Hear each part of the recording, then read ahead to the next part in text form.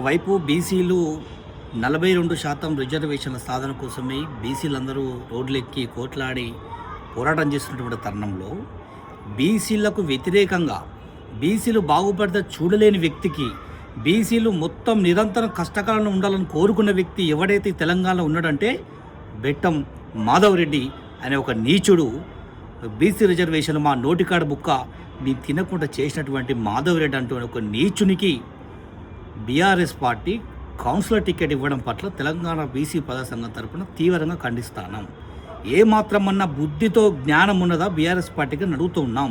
అంటే బీసీలను మోసం చేసేటోళ్ళు అంటే మీకు ఇష్టమా? బీసీలను అణగదొక్కటోళ్ళు అంటే మీకు ఇష్టమా? ఖబర్దార్ కేసీఆర్, ఖబర్దార్ కేటీఆర్. మల్లారెడ్డి గారు మీరు బీఫామ్ ఇచ్చారు. ఇలా మాధవ్ రెడ్డి గారు ఏ కోణంలో గెలుస్తారో మేము కూడా చూస్తాం. ఇవాళ అంత అన్యాయంగా కోర్టులో కేసు వేసి బీసీలకు రాక్షసులు లెక్క నిలబడేటువంటి మాధవ్ రెడ్డికి మీరు బీఫామ్ కౌన్సిలర్ టికెట్ ఇవ్వడం పట్ల తెలంగాణ బీసీ ప్రజా సంఘం తరపున బీసీల తరపున తీవ్రంగా ఖండిస్తూ ఉన్నాం. ఇప్పటికైనా కూడా 24 గంటల సమయం ఇస్తూ ఉన్నాం.